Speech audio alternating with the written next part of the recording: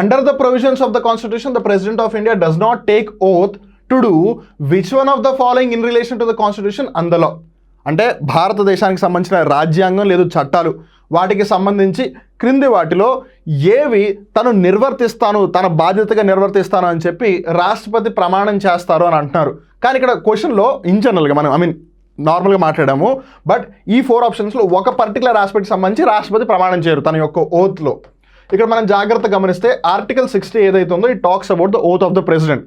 అందులో ఆయన ఏమని చెప్తారంటే రాజ్యాంగాన్ని నేను ప్రిజర్వ్ చేస్తాను, రాజ్యాంగాన్ని నేను ప్రొటెక్ట్ చేస్తాను, రాజ్యాంగాన్ని నేను డిఫెండ్ చేస్తానని చెప్తారు. కానీ రాజ్యాంగాన్ని నేను అప్హోల్డ్ చేస్తానని ఎక్కడ చెప్పరు. బికాస్ రాజ్యాంగంలో ఎప్పటికప్పుడు మార్పులు చేయొచ్చు కదా. సో ఆ లెక్కన పరిస్థితులకి తగ్గట్టుగా రాజ్యాంగంలో మార్పులు తీసుకురావాల్సింది పార్లమెంటు. తీసుకొచ్చిన మార్పు కరెక్టా కాదా అని చెప్పేది supreme court.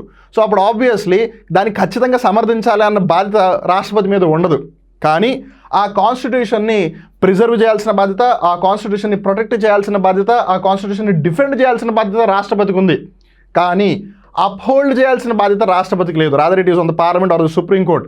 Most probably it will be on the parliament because they are the ones who are actually making the laws for it. And ఒకవేళ ఈవెన్ అప్హోల్డ్ చేయాలన్నా supreme court also do have the power for it. So ఏది ఏమైనా సరే రాష్ట్రపతి article 60 ప్రకారం ఏదైతే ప్రమాణ స్వీకారం చేస్తారో అందులో నేను భారతదేశ సార్వభౌమత్వాన్ని, భారతదేశ సమైక్యతను, సమగ్రతను కాపాడుతానని ప్రమాణం చేస్తూనే రాజ్యాంగంలో ఉన్న ఈ 3 అంశాలను కూడా కాపాడుతాను లేదు రక్షిస్తానని ఆయన చెప్తారు. కానీ he won't talk about this in his oath according to article 60. అందుకని 92వ ప్రశ్నకు సంబంధించి option 4 is the right answer.